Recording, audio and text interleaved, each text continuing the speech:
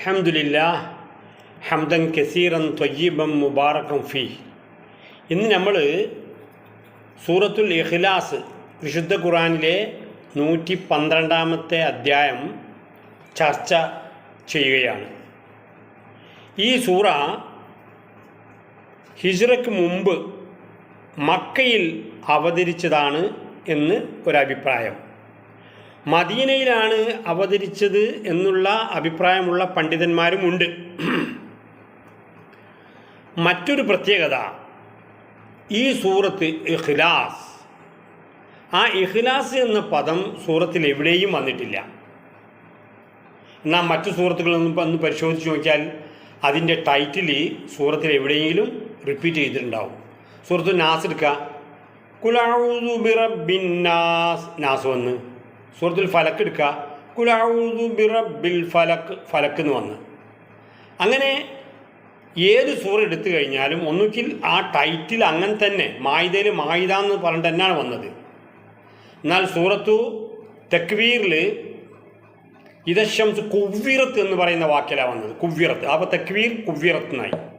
അപ്പം ഇങ്ങനെ ഒന്നുകിൽ ആ പദം തന്നെ, അല്ലെങ്കിൽ ആ പദത്തിൻ്റെ വകഭേദത്തിലുള്ള മറ്റൊരു പദം, അതായത് ആ പദത്തിൽ നിന്ന് വന്നിട്ടുള്ള പദം ആയിരിക്കും സാധാരണയായിട്ട് ആ ടൈറ്റിലിൽ ആവർത്തിച്ച് പിന്നെ ആയത്തുകളിൽ വരാം.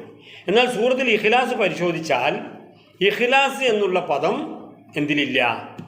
ഈ സൂറയിലില്ല. ഇതിൻ്റെ ടൈറ്റിലാണെങ്കിൽ സൂറത്തുൽ ഇഖ്ലാസ് എന്നാണ്. സൂറത്തുൽ ഇഖ്ലാസ് എന്ന് പറഞ്ഞാൽ നിഷ്കളങ്കത എന്നാണ് അർത്ഥം. അള്ളാഹുവിനെ നിഷ്കളങ്കമായി നമ്മൾ ആരാധിക്കാൻ ബാധ്യതപ്പെട്ടവരാണ് എന്നാണ് ഇതിൻ്റെ പ്രമേയം. അതായത് കലർപ്പില്ലാത്ത തൗഹീദ്, യാതൊരു തരത്തിലുള്ള കലർപ്പും അതിൽ പാടില്ല എന്നർത്ഥം. അപ്പോൾ അള്ളാഹുവിനെ എങ്ങനെയാണ് പരിചയപ്പെടുത്തുന്നത് എന്നാണ് ഈ സൂറത്തുൽ ഇഖ്ലാസിൻ്റെ പ്രമേയം. മുശ്രിക്കുകൾ നബി സല്ലല്ലാഹു അലൈഹി വസല്ലമയുടെ അടുത്ത് ചെന്നിട്ട് പറഞ്ഞ്, അള്ളാഹുവിനെ പറ്റി നമുക്കൊരു വിശദീകരണം തരണം എന്ന് പറഞ്ഞ സമയത്താണ് ഈ സൂറ നബിക്ക് അവതരിച്ചു കൊടുത്തത്. അപ്പോൾ സൂറത്തുൽ ഇഖ്ലാസ് നിഷ്കളങ്കത, അള്ളാഹുവിനെ നിഷ്കളങ്കമായി ആരാധിക്കാനുള്ള നമ്മുടെ മോഹങ്ങളും അതുപോലെ തന്നെ പ്രതിപാദ്യ വിഷയവും അതാണ്. ഈ സൂറത്തിന് മറ്റ് പേരുകളും ഉണ്ട്. അത് ഏതെല്ലാം നോക്കുക. സൂറ അസാസ്. അസാസ് എന്ന് പറഞ്ഞാൽ അടിത്തറയാണ്, വിശ്വാസത്തിൻ്റെ അടിത്തറയാണ് ഈ സൂറത്തുൽ അസാസ് കൊണ്ട് ഉദ്ദേശിക്കുന്നത്. പിന്നെ സൂറ തൗഹീദ്, നിഷ്കളങ്കമായ തൗഹീദാണ് ഈ സൂറത്തിൻ്റെ പ്രമേയം. ആ തൗഹീദ് തകർന്നാൽ എല്ലാം തകർന്ന് തരിപ്പണമാകും. സൂറ മഅരിഫ് എന്നും പറയുന്നു. മഅരിഫ് എന്ന് പറഞ്ഞാൽ എന്താണ്? വിജ്ഞാനം. അപ്പോൾ വിജ്ഞാനം അഥവാ അറിവിൻ്റെ കേന്ദ്രമാണ് ഈ സൂറ എന്ന് സൂറത്തുൽ മഅരിഫ് എന്ന് പേരിട്ടിരിക്കുന്നത്. പിന്നെ വരുന്നത് എന്താണ്? സൂറത്ത് സ്വമദ്. സ്വമദ് എന്ന് പറഞ്ഞാൽ എല്ലാവരും ആശ്രയിക്കേണ്ട അള്ളാഹ്. എല്ലാവരും ആരാശ്രയിക്കണം? അള്ളാഹുവിനെ ആശ്രയിക്കണം. അള്ളാഹുവിനെ ആരെയും ആശ്രയിക്കേണ്ട ആവശ്യവുമില്ല. അതാണ് സൂറത്ത് സ്വമദ് എന്നുകൊണ്ട് ഉദ്ദേശിക്കുന്നത്. ഏകദൈവ സിദ്ധാന്തമാണ് ഈ സൂറത്തിലെ പരമപ്രധാനമായ പ്രമേയം. ഇതിനെ നബി സല്ലല്ലാഹു അലൈഹി വസല്ലം വിളിച്ചിരിക്കുന്നത് കുൽ ഹുവല്ലാഹു അഹദ് എന്ന സൂറത്തിനാണ്. കുൽ ഹുവല്ലാഹു ആ സൂറത്തിൻ്റെ മറ്റൊരു പേരായിട്ടും പറയപ്പെടുന്നുണ്ട്. എന്തുകൊണ്ടാണ് അള്ളാഹുവിനെ നമ്മൾ ആരാധിക്കേണ്ടത്? നമ്മുടെ സൃഷ്ടാവാണ്. നമ്മളെ സൃഷ്ടിച്ച് പരിപാലിച്ച് പോറ്റി വളർത്തി സംഹരിച്ച് നാളെ പരലോകത്ത് വിചാരണയും ഒക്കെ നടത്തുന്നവനാണ് അള്ളാഹ്. ആ അള്ളാഹുവിനെ ആരാധിക്കേണ്ടത് നമ്മുടെ കടമയാണ്. ഒമാ ഖലഖതുൽ ജിന്ന വൽ ഇൻസ ഇല്ലാ ലിയഅ്ബുദൂൻ. ജിന്നിവർഗത്തെയും മനുഷ്യവർഗത്തെയും അള്ളാഹു സുബ്ഹാനഹു വ തആല സൃഷ്ടിച്ചിരിക്കുന്നത് എന്തിനാണ്? അവനെ ആരാധിക്കാൻ വേണ്ടി മാത്രമാണ്. അപ്പം നിങ്ങളുടെ ഒരു ദിവസത്തെ എല്ലാ പ്രവർത്തനവും ഇബാദത്താക്കി മാറ്റണം. അതിൻ്റെ നിഷ്കളങ്കമായ നിയ്യത്തുണ്ടായാൽ മതി. നിങ്ങൾ ജോലിക്ക് പോകുന്നത് എന്തിനാണ്? നിങ്ങളുടെ കുടുംബം പോറ്റാനാണ് എന്നുള്ള നിയ്യത്തോടു കൂടി പോയാൽ അത് ഇബാദത്തായി. അങ്ങനെ ഓരോ കർമ്മങ്ങളും അള്ളാഹുവിലേക്ക് അർപ്പിച്ചുകൊണ്ട് ഇബാദത്താക്കി മാറ്റണം. അതാണ് വമാ ഖലഖതുൽ ജിന്ന വൽ ഇൻസ ഇല്ലാ ലിയഅ്ബുദൂന്റെ പ്രമേയം. അപ്പോൾ നമ്മളെല്ലാം തന്നെ അള്ളാഹുവിനെ ആരാധിക്കേണ്ടതാണ്, അള്ളാഹുവിനെ ആശ്രയിക്കേണ്ടതാണ്. അള്ളാഹുവിന് ആരുടെ ആശ്രയവും ആവശ്യമില്ല. അതാണ് സൂറത്തു സമദിൻ്റെ പ്രമേയം. ഇതുപോലെ തന്നെയാണ് സൂറത്തുൽ കുല്യായുൽ കാഫിറൂനിലും കാഫിറൂനില്ല സൂറത്തുൽ കാഫിറൂൻ, അതിലും ഇതേമാതിരി തന്നെയാണ് പ്രമേയമുള്ളത്. അള്ളാഹുവിനെ ആരാധിക്കുക എന്നുള്ളത് തന്നെ, മറ്റാരെയും എന്താകാൻ പാടില്ല, ആരാധിക്കാൻ പാടില്ല. അപ്പോൾ ഈ രണ്ട് സൂറകൾ, അതായത് കുല്യായുൽ കാഫിറൂനയും കുൽ ഹുവല്ലാഹു അഹദും, പിന്നെ നമസ്കാരത്തിന് മുമ്പും അതുപോലെ തന്നെ ശേഷവും ഒക്കെ പാരായണം ചെയ്യൽ സുന്നത്തായി കൽപ്പിച്ചിട്ടുണ്ട്. ഉദാഹരണമായി സുബഹി നമസ്കാരത്തിന് മുമ്പുള്ള 2 റക്അത്തിൽ ആദ്യത്തെ റക്അത്തിൽ കുല്യായുൽ കാഫിറൂനെയും രണ്ടാമത്തെ റക്അത്തിൽ കുൽ ഹുവല്ലാഹു അഹദും ഓതണം.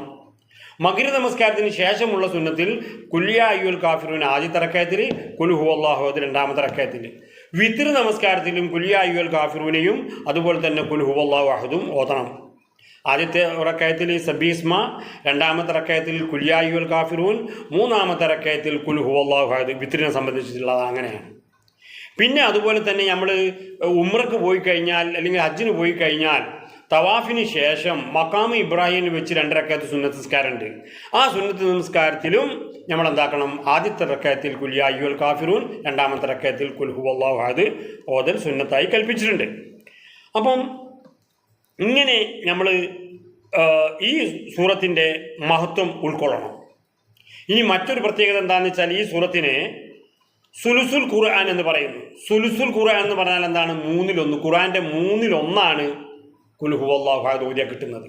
അപ്പം 3 തവണ കുൽ ഹുവല്ലാഹു അഹദ് ഒരാൾ ഓതുകയാണെങ്കിൽ ഒരു ഹത്തം തീർത്ത പ്രതിഫലം കിട്ടും. ഇത്ര മഹത്തായ സൂറത്ത് വേറെ ഏതാ ഉള്ളത്? ഒരു ഹത്തം തീർക്കണമെങ്കിൽ എത്ര ദിവസം എടുക്കും? ചുരുങ്ങിയത് 1 മാസം എടുക്കും എന്ന് വിചാരിച്ചോളി. ആ 1 മാസം ഹത്തം മുഴുവൻ ഖുർആനും ഓതിയിട്ട് കിട്ടുന്ന അതേ പ്രതിഫലം 3 തവണ സൂറത്തുൽ ഇഖ്ലാസ് ഓതിയാൽ കിട്ടും. അപ്പോൾ അതൊരു വലിയ പുണ്യമാണെന്നർത്ഥം. അപ്പോൾ നമ്മൾ എന്താക്കണം, സൂറത്തുൽ ഇഖ്ലാസ് ഈ പറഞ്ഞ സമയങ്ങളിലെല്ലാം തന്നെ ഓതൽ നിർബന്ധമാണ്. പിന്നെ ഓരോ നമസ്കാരത്തിന് ശേഷവും എന്താക്കണം, ഇത് ഓതാൻ കൽപ്പിച്ചിട്ടുണ്ട്. സുബഹി നമസ്കാരത്തിന് ശേഷം 3 തവണ, അസർ മഗ്രിബ് നമസ്കാരത്തിന് ശേഷം 3 തവണ, അസർ നമസ്കാരത്തിന് ശേഷം 3 തവണ. എല്ലാ നമസ്കാരത്തിന് ശേഷവും കുല്യായുൽ കാഫിറൂനെയും കുൽ ഹുവല്ലാഹു അഹദും കുൽ അഊദു ബിറബ്ബിൽ ഫലക്കും കുൽ അഊദു ബിറബ്ബിൻ നാസും. കുല്യായുൽ കാഫിറിനെ വേണ്ട, കുൽ ഹുവല്ലാഹു അഹദ് കുൽ അഊദു ബിറബ്ബിൽ ഫലക് കുൽ അഊദു ബിറബ്ബിൻ നാസ് ഓരോ തവണ എല്ലാ നമസ്കാരത്തിന് ശേഷം ചെല്ലണം. സുബഹിക്ക് ശേഷം 3, അസറിന് ശേഷം 3. അങ്ങനെ അത് സുന്നത്തായി കൽപ്പിച്ചിട്ടുണ്ട് എന്നർത്ഥം. ഇനി വിശുദ്ധ ഖുർആൻ പരിശോധിച്ചാൽ നമുക്ക് മനസ്സിലാവും 3 സന്ദേശമാണ് വിശുദ്ധ ഖുർആൻ നൽകുന്നത്. ഒന്ന് തൗഹീദ്, അടിയുറച്ച നിഷ്കളങ്കമായ തൗഹീദിനെ കുറിച്ച് മിക്ക സൂറങ്ങളിലും പ്രതിപാദ്യമുണ്ട്. 2 റിസാലാത്ത്, പ്രവാചകത്വം. കാര്യങ്ങൾ അല്ലാഹു സുബ്ഹാനഹു വ തആല മനുഷ്യർക്ക് വിവരിച്ചു കൊടുക്കുന്നത് റസൂലിലൂടെയാണ്, പ്രവാചകന്മാരിലൂടെയാണ്. അപ്പോൾ രണ്ടാമത്തെ പ്രമേയം എന്താണ്? ഒന്നാമത്തെ തൗഹീദാണെങ്കിൽ രണ്ടാമത്തേത് റിസാലാത്ത് അഥവാ പ്രവാചകത്വം. മൂന്നാമത്തേത് എന്താണ്? വിശുദ്ധ ഖുർആനിലെ പ്രതിപാദ്യം നാളെ ഇവിടുന്ന് മരിച്ചു കഴിഞ്ഞാൽ ഉണ്ടാകുന്ന ആഖിറത്ത്, പരലോകത്തെക്കുറിച്ചുള്ള കാര്യങ്ങളാണ് മൂന്നാമത്തെ ഇതിൽ പറഞ്ഞത്. അപ്പോൾ വിശുദ്ധ ഖുർആനിൻ്റെ പ്രമേയം 3 തൗഹീദ്, റിസാലാത്ത്, ആഖിറത്ത്.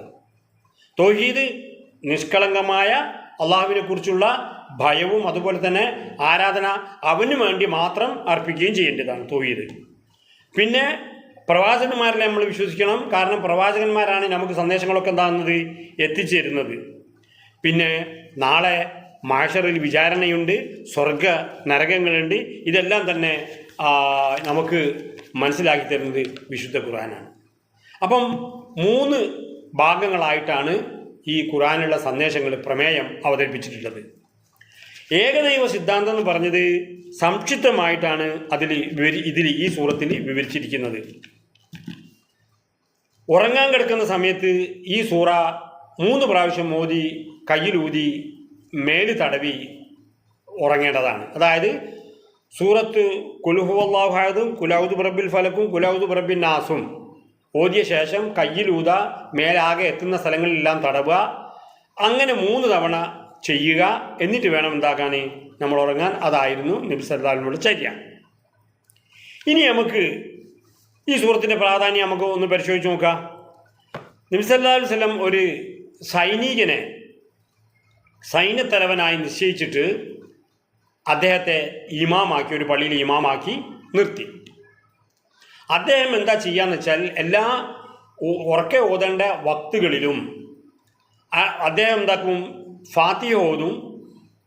അതിനുശേഷം ഈ കുൽ ഹുവല്ലാഹു അഹദ് ഓതും. അല്ല, പിന്നെ അതിനുശേഷം മറ്റൊരു സൂറത്ത് ഓതും. പിന്നെ കുൽ ഹുവല്ലാഹു അഹദ് ഓതിയിട്ടാണ് നിർത്തുക. അതായത് എല്ലാ ഉയർത്തി ഉച്ചരിക്കേണ്ട നമസ്കാരങ്ങളിലും ഈ സൈനിക തലവൻ എന്താകുമെന്ന് വെച്ചാൽ പിന്നെ സൂറത്തുകൾ, അതായത് ആദ്യത്തെ വക്തിൽ അവസാനിപ്പിച്ചിരുന്ന കുൽ ഹുവല്ലാഹു അഹദ് കൊണ്ട്, രണ്ടാമത്തെ വക്തിലും കുൽ ഹുവല്ലാഹു അഹദ് കൊണ്ട്. ഇത് ഇദ്ദേഹത്തിൻ്റെ സ്ഥിരം പതിവായിരുന്നു. അപ്പോൾ സഹാബാക്കൾ എല്ലാവരും കൂടിയും ഇടപെട്ട് നബി സല്ലല്ലാഹു അലൈഹി വസല്ലമയ്ക്ക് ഈ വിവരം കൊടുത്തപ്പോൾ അദ്ദേഹത്തെ വിളിച്ച് അന്വേഷിച്ചപ്പോൾ അദ്ദേഹം പറഞ്ഞു, ഞാൻ ഈ സൂറത്തിനെ ഇഷ്ടപ്പെടുന്നു, അള്ളാഹുവിനെ ഇഷ്ടപ്പെടുന്നു, ഈ സൂറത്തിനെ ഞാൻ ഇഷ്ടപ്പെടുന്നു. അപ്പോൾ നബി സല്ലല്ലാഹു അലൈഹി വസല്ലം പറഞ്ഞു, അള്ളാഹുവിൻ്റെ ഇഷ്ടം അദ്ദേഹത്തെ സ്വർഗത്തിൽ പ്രവേശിപ്പിക്കുന്നതിന് കാരണമാകും. അപ്പോൾ എന്തായി, അവിടെ നബി സല്ലല്ലാഹു അലൈഹി വസല്ലം നിരോധിച്ചില്ല, ഇനി അങ്ങനെ ഓതാൻ പാടില്ല എന്ന് പറഞ്ഞില്ല, അത് പ്രോത്സാഹനം നൽകുകയാണ് ചെയ്തത്. ഇത് ഈ സൂറത്തിൻ്റെ ഒരു പ്രത്യേകതയാണ്. പിന്നെ അൻസാരികളിൽ ഒരാളെ കൂബ പള്ളിയിലെ ഇമാമായി നിശ്ചയിച്ചു. അദ്ദേഹം എന്താ ചെയ്തിരുന്നതെന്ന് വെച്ചാൽ ഓരോ വക്തിനും ഫാത്തിഹയ്ക്ക് ശേഷം ഖുൽ ഹുവല്ലാഹു അഹദ് ഓതും, പിന്നെയാണ് മറ്റൊരു സൂറത്ത് ഓതാ. ഇത് പതിവാക്കി. നബി സല്ലല്ലാഹു അലൈഹി വസല്ലമക്ക് റിപ്പോർട്ട് കിട്ടി. അദ്ദേഹത്തെ വിളിച്ച് അന്വേഷിച്ചപ്പോൾ അദ്ദേഹം പറഞ്ഞു, ഈ സൂറത്തിനെ ഞാൻ ഇഷ്ടപ്പെടുന്നു. നബി സല്ലല്ലാഹു അലൈഹി വസല്ലം എന്ത് പറഞ്ഞറിയോ, ഈ ഇഷ്ടപ്പെടൽ, ഈ സൂറത്തിനെ ഇഷ്ടപ്പെടുന്നതുകൊണ്ട് നിനക്ക് സ്വർഗപ്രവേശനം ഉണ്ടാകും. അപ്പോൾ സ്വർഗത്തിലേക്ക് പ്രവേശനം ഉണ്ടാകും എന്നുള്ള ആ സൂറത്തുൽ ഇഖ്ലാസ് എത്രമാത്രം പ്രാധാന്യമുള്ളതാണ്. എത്ര തവണ നമ്മൾ ഓതണം, കഴിയുന്ന സമയത്തെല്ലാം തന്നെ ഓതാൻ ശ്രമിക്കുക, അത്രേ ഉള്ളൂ. അപ്പോൾ ഇങ്ങനെ രണ്ട് കാര്യമാണ് നമുക്ക് ഇവിടെ ഇതിൻ്റെ പ്രാധാന്യമായിട്ട് ലഭിക്കുന്നത്.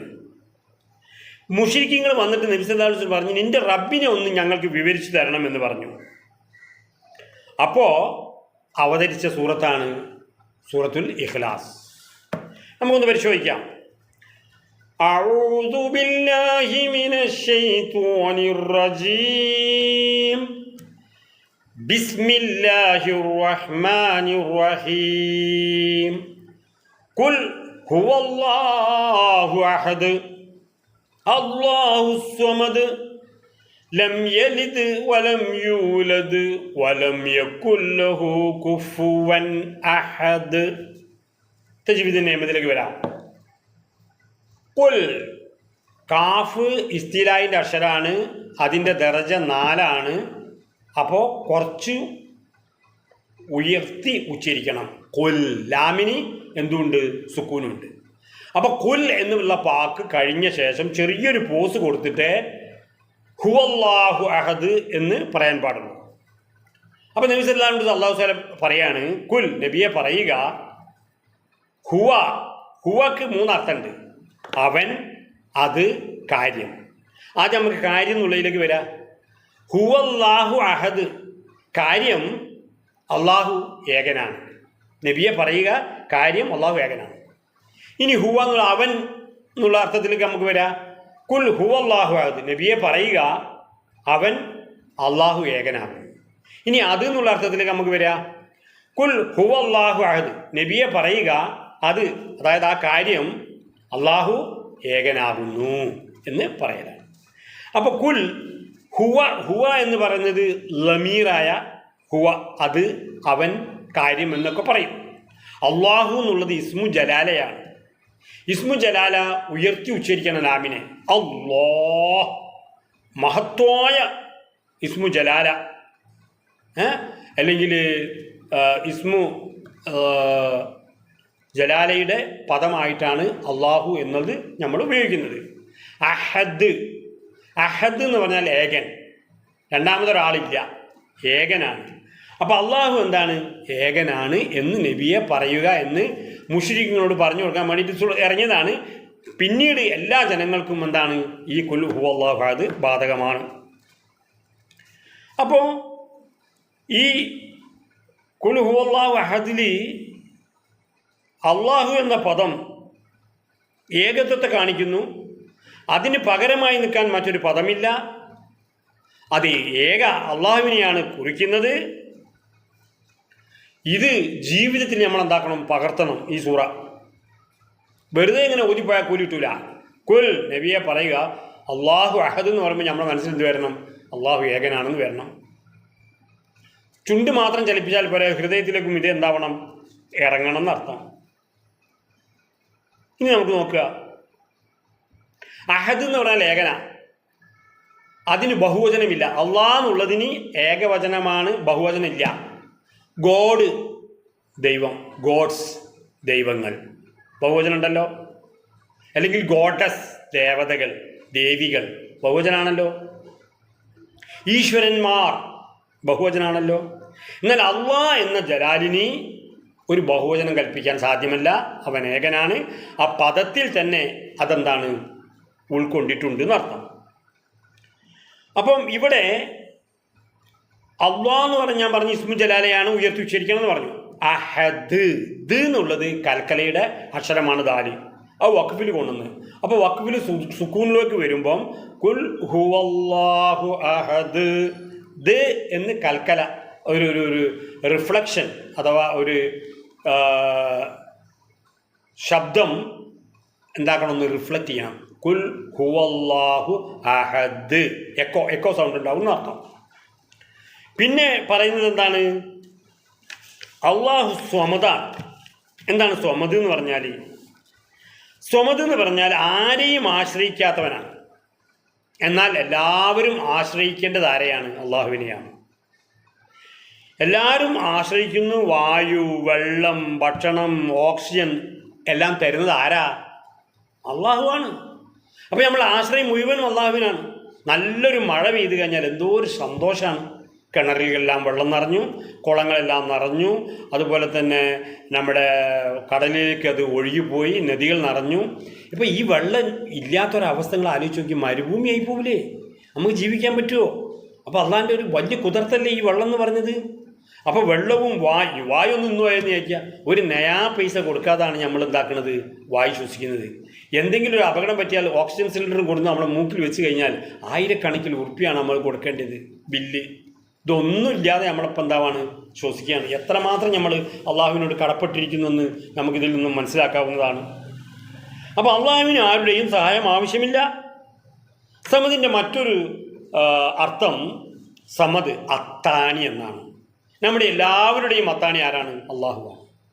നിങ്ങൾക്കറിയോ, മുൻകാലങ്ങളിൽ വാഹനങ്ങളൊന്നും അത്ര അധികം ഇല്ലാത്ത കാലഘട്ടത്തിൽ ഒരു സ്ഥലത്ത് നിന്നും മറ്റൊരു സ്ഥലത്തേക്ക് ചുമട് കൊണ്ടുപോകുന്നത് ചുമട്ടുകാരാണ്. ആ ചുമട്ടുകാർക്ക് ആശ്വാസമായിട്ട് പല സ്ഥലങ്ങളിലും ഇടയ്ക്കിടെ അത്താണികൾ ഉണ്ടാവും. എന്താ അത്താണി എന്ന് പറഞ്ഞാൽ, 2 പില്ലറിൻ്റെ മുകളിൽ മറ്റൊരു പാരലായിട്ടുള്ളൊരു പില്ലർ വെക്കുക ഒരു മനുഷ്യൻ്റെ ഉയരത്തിൽ. അപ്പോൾ എന്താവും? ഈ ചുമടുകാർ ഈ തലയിൽ കൊണ്ടുവന്ന് കുറേ ക്ഷീണിക്കുമ്പം ഏതെങ്കിലും ഒരു അത്താണിൻ്റെ അടുത്ത് എത്തുമ്പം അവിടെ എന്താക്കും? അത്താണിൻ്റെ മുകളിൽ ഈ ലോഡ് ഒന്ന് ഇറക്കി വെക്കും. എന്നിട്ട് അവിടെ ഒന്ന് വിശ്രമിച്ച ശേഷമാണ് വീണ്ടും എന്താണ് ലോഡ് നേരെ തലയിലേക്ക്. ആ അത്താണി ഇല്ലെങ്കിൽ താഴത്ത് വെക്കണം. പിന്നെ ആ ലോഡ് ഉയർത്തണമെങ്കിൽ മറ്റൊരാളുടെ സഹായമാണ്. ആളുകളൊന്നും വഴിയിൽ വെച്ച് കിട്ടിക്കോളുന്നില്ല. അതേസമയത്ത് ഈ അത്താണിൻ്റെ മുകളിൽ കയറ്റി വെച്ച് വീണ്ടും തലയിൽ ചുമടെടുത്ത് വെച്ച് മുന്നോട്ട് പോകുന്നു. അപ്പോൾ അള്ളാഹു നമുക്ക് എന്താണ്? ഒരു അത്താണിയാണ്. നമ്മുടെ എല്ലാ പ്രയാസങ്ങളും, എല്ലാ വിഷമങ്ങളും, എല്ലാ മാനസികമായ ബുദ്ധിമുട്ടുകളും നമ്മൾ അർപ്പിക്കുന്നത് നമ്മുടെ അത്താണിയായിട്ട് അള്ളാഹുവിലാണ്. അപ്പോൾ ആ ഒരു ചിന്ത നമ്മുടെ മനസ്സിൽ എന്നും വേണം. അള്ളാഹു നമ്മളുടെ അത്താണിയാണ്. നമ്മുടെ പ്രയാസങ്ങളും ബുദ്ധിമുട്ടുകളും അതുപോലെ തന്നെ എല്ലാം തന്നെ നമുക്ക് ആരിൽ അർപ്പിക്കാം? അള്ളാഹുവിൽ അർപ്പിക്കാം. പിന്നെ ഈ അത്താണിക്ക് 2 അത്താണി എന്ന് പറയാമെന്ന് വിചാരിച്ചോളി. 2 അത്താണി. അപ്പോൾ അത് പിന്നെ അറബിയിൽ വരുമ്പോൾ എന്താണെന്ന് പറയുക? സമദാനി എന്നാവും. സ്വമത് അത്താണി, സ്വമദാനി, 2 അത്താണി. അപ്പം ആ പേര് മലപ്പുറത്തുള്ള ഒരു പ്രദേശത്തിൻ്റെ, ഒരു ഗ്രാമത്തിൻ്റെ പേരാണ് 2 അത്താണി. അവിടെ ജീവിച്ച അഥവാ ഇന്ന് ഹയാത്തായിട്ടുള്ള അബ്ദുസ്സമദ് എന്ന് പറയുന്ന സമദാനി 2 അത്താണിയിലാണ്. നിങ്ങൾ എപ്പോഴെങ്കിലും ആലോചിച്ചിട്ടുണ്ടോ? സമദാനിയുടെ നാട് 2 അത്താണിയാണ്. അപ്പോൾ അങ്ങനെ നമുക്ക് വളരെയധികം ആശ്വാസം നൽകുന്ന കേന്ദ്രം അള്ളാഹുവാണ്. എല്ലാവർക്കും അള്ളാഹു എന്താക്കുന്നു? ആശ്വാസം നൽകുന്നു. കാഴ്ച, ശക്തി, ഇവക്കൊക്കെ പരിധിയുണ്ട്. കേൾവിക്കൊക്കെ പരിധിയുണ്ട്, ലിമിറ്റേഷൻ ഉണ്ട്. അള്ളാഹുവിന് എന്തില്ല? ഒരു ലിമിറ്റേഷനും ഇല്ല. എല്ലാവർക്കും എന്താക്കാം? അള്ളാഹുവിനെ ആശ്രയിച്ച് കേൾവിയും അതുപോലെ തന്നെ മറ്റു കാര്യങ്ങളെല്ലാം തന്നെ ആശ്രയം അള്ളായിരിക്കും. അത്രേ ഉള്ളൂ. എന്ത് ചോദിച്ചാലും തരുന്നവനാണ്. അർദ്ധരാത്രിയിലെ അവസാനത്തെ യാമത്തിൽ സുജൂദിൽ കിടന്ന് അള്ളാഹുവിനോട് ചോദിച്ചാൽ അവൻ തരാതിരിക്കില്ല, തരും തീർച്ച. അതിനുള്ള ശേഷി നമ്മൾ ആർജിച്ചെടുക്കണം. തഹജ്ജുദിന് വേണ്ടി നമസ്കരിക്കണം.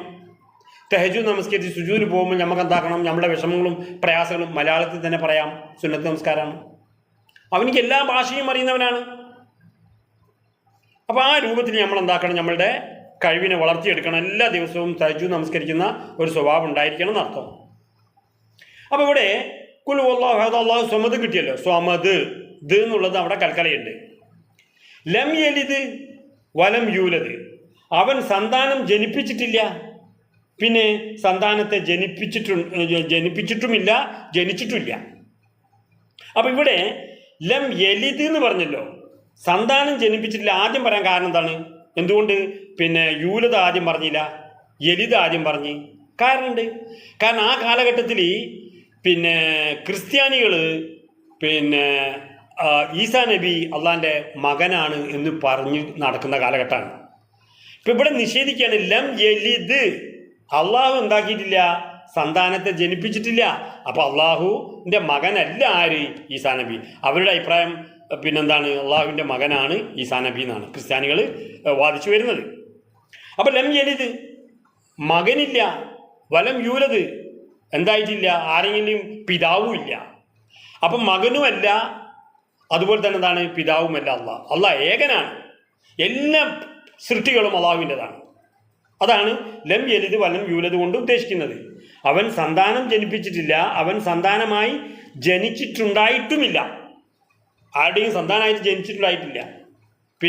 ഈസാ നബി പറഞ്ഞതുപോലെ മകനല്ല, അള്ളാഹുവിൻ്റെ മകൻ അല്ല ഈസാ നബി, അള്ളാഹുവിൻ്റെ സൃഷ്ടിയാണ്. വരുന്നത് എന്താണ്? വലം. ഇവിടെയും ലം യലിദ് എന്നുള്ളിടത്ത് എന്തുണ്ട്? കൽക്കലയുടെ സൗണ്ട് വരണം. വലം യൂലദ് എന്നുള്ളിടത്തും കൽക്കലയുടെ സൗണ്ട് വരണം. ഇനി അടുത്തത് വലം. ഈ വാ ഉണ്ടല്ലോ അതിൻ്റെ ഇടയിൽ വരുന്നത്, ലം യലിദ് വാ, അതുപോലെ തന്നെ വലം യക്കുലു വാ, ഇതെല്ലാം തന്നെ അത്തുഫിൻ്റെ വാവാണ്. എന്ന് കിട്ടാൻ വേണ്ടിയിട്ട് ഉപയോഗിക്കുന്ന വാവാണെന്ന് അർത്ഥം. അപ്പോൾ മുശ്രിക്കുകൾ എന്താ പറഞ്ഞത്? മുശ്രിക്കുകൾ പറഞ്ഞു മലക്കുകൾ അള്ളാഹുവിൻ്റെ മക്കളാണ്, പെൺമക്കളാണ്. നസ്രാക്കൾ എന്ത് പറഞ്ഞു? ഈസാ നബി അള്ളാഹുവിൻ്റെ മകനാണ്. ജൂതന്മാരെന്ത് പറഞ്ഞു? ഉസൈർ അള്ളാഹുവിൻ്റെ മകനാണെന്ന് ജൂതന്മാരും കൽപ്പിച്ചു. ഇവിടെ എല്ലാം തന്നെ അള്ളാഹുവിൻ്റെ ഏകത്വത്തെ അവരെന്താക്കി? പൂർണ്ണമായി നിഷേധിക്കുകയാണ്. അള്ളാഹുവിന് മക്കളുണ്ടെന്ന് കൽപ്പിക്കുന്നു, മലക്കുകൾ അള്ളാഹുവിൻ്റെ പെൺമക്കളാണെന്ന് പറയുന്നു. ഇതെല്ലാം തന്നെ നിഷേധിച്ചുകൊണ്ട് നബിയോട് പറയാൻ വേണ്ടി പറയാണ്, കുൽ, നബിയെ പറയുക, ഹുവല്ലാഹു, അള്ളാഹു ഉണ്ടല്ലോ, കാര്യം അള്ളാഹു അഹദ, ഏകനാണ്, മക്കളില്ല, ജനിച്ചതല്ല, ജനിപ്പിച്ചിട്ടുമില്ല. എല്ലാവരുടെയും ആശ്രയം സ്വമതാണ്, അള്ളാഹുവിലേക്കാണ്. അള്ളാഹുവിന് ആരുടെയും ആശ്രയം ഇല്ല തന്നെ. അപ്പം അതാണ് ആ കാര്യം. അപ്പോൾ ഇവിടെ വലം യക്കുല്ലഹു കുഫുവൻ അഹദ് എന്നുള്ളിടത്തും എന്തുണ്ട്? കൽക്കലയുടെ ശബ്ദം വരുന്നുണ്ടെന്ന് അർത്ഥം. കൽക്കലയാണ് അവിടെ. അപ്പോൾ ഈ സൂറത്തിൻ്റെ വഖഫുകളെല്ലാം തന്നെ എന്താണ്? കൽക്കലയാണ്. അതുകൂടാതെ ലം യലിദിൽ എന്തുണ്ട്? ഒരു കൽക്കലയും കൂടി ഉണ്ട്. അപ്പോൾ എത്ര സ്ഥലത്ത്? 1, 2, 3, 4, 5 സ്ഥലത്ത് എന്ത് വരുന്നുണ്ട്? കൽക്കല വരുന്നുണ്ട് എന്നർത്ഥം. വലം യക്കുല്ലഹു എന്നൊന്ന് ഓർത്ത് നോക്കാം. യക്കുല്ലഹു, നൂനിനെ എന്താക്കാൻ പാടില്ല? അവിടെ വ്യക്തമാക്കാൻ പാടില്ല. അത് ലാമിലേക്ക് എന്തായിക്കൊള്ളണം? ചേർത്ത് പറയണം. അങ്ങനെ പറയുന്നത് നമ്മൾ പറയുന്നത് ഇത് ആം ചെയ്യണം. ഇത് ആം ബില ഉന്നയാണ്. ലാമോ റായോ വന്നാൽ, സാക്കിനായ നൂനിന് ശേഷം ലാമോ റായോ വന്നാൽ ഇത് ആം ബില ഉന്ന. അപ്പോൾ ഇവിടെ വലം യക്കുല്ലഹു, യക്കുന്ന് പറയാൻ പാടില്ല. യക്കുല്ലഹു കുഫുവൻ. കണ്ടോ? കുഫുവൻ എന്നുള്ള തെൻവീനു ശേഷം വന്നത് ഹംസയാണ്. തെൻവീനു ശേഷം ഹംസ ഹൽക്കിൻ്റെ ഏതെങ്കിലും ഒരു അക്ഷരം വന്നാൽ അതിനെ വ്യക്തമാക്കണം, ഇൽഹാർ ചെയ്യണം. അപ്പോൾ ഇവിടെ കുഫുവൻ അഹദ് എന്നുള്ളത് അവിടെ കുഫുവൻ കഴിഞ്ഞിട്ട് നമ്മൾ എന്താക്കണം? ഇൽഹാർ ചെയ്യണം എന്നർത്ഥം.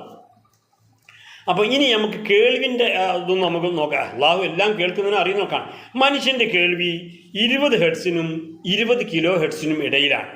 അതിൻ്റെ ഉയർന്ന അൾട്രാസൗണ്ട് സൗണ്ട് നമുക്ക് കേൾക്കാൻ പറ്റില്ല, വവ്വാലിന് കേൾക്കാൻ പറ്റും. ഇത് തന്നെ 20 ഹെർട്സിൽ കുറഞ്ഞാൽ നമുക്ക് അതും കേൾക്കാൻ പറ്റില്ല, അത് മറ്റുള്ള ജീവികൾക്ക് കേൾക്കാൻ പറ്റും. എന്നാൽ അള്ളാഹു സുബ്ഹാനഹു വ തആലയ്ക്ക് ഏത് തരത്തിലുള്ള ശബ്ദമായാലും പൂർണ്ണമായും കേൾക്കാവുന്നതാണ്. അപ്പോൾ അത് പ്രത്യേകം നമ്മൾ ശ്രദ്ധിക്കണം എന്നർത്ഥം. ഏത് രൂപത്തിൽ നോക്കിയാലും അള്ളാഹുവിന് തുല്യത നൽകാൻ സാധ്യമല്ല, ഒരു തരത്തിലും തുല്യത നൽകാൻ സാധ്യമല്ല. കുഫുവനാണ്, കുഫുവൻ അഹദ്, തുല്യതയില്ലാത്തവനാണ്. മനസ്സിലായോ? അപ്പോൾ ആ കാര്യം നമ്മൾ മനസ്സിലാക്കണം എന്ന് പറയാണ്. അപ്പോൾ നമ്മൾ തജ്വീദിൻ്റെ നിയമങ്ങൾ എടുത്തു, പിന്നെ അതിൻ്റെ വിശദീകരണം കിട്ടി, പിന്നെ അതുപോലെ തന്നെ ഈ സൂറത്ത് ഏതെല്ലാം സന്ദർഭങ്ങളിൽ ഓതണമെന്ന് പറഞ്ഞു. അതൊക്കെ തന്നെ നമ്മൾ ദായമായി ജീവിതത്തിൽ പകർത്താൻ അല്ലാഹു സുബ്ഹാനഹു വ തആല നമ്മളുടെ എല്ലാ പ്രവർത്തനങ്ങളും കബൂലാക്കി നാളെ പരലോകത്ത് ഇതിനുള്ള പ്രതിഫലം നൽകി അനുഗ്രഹിക്കുമാറാകട്ടെ. ആമീൻ.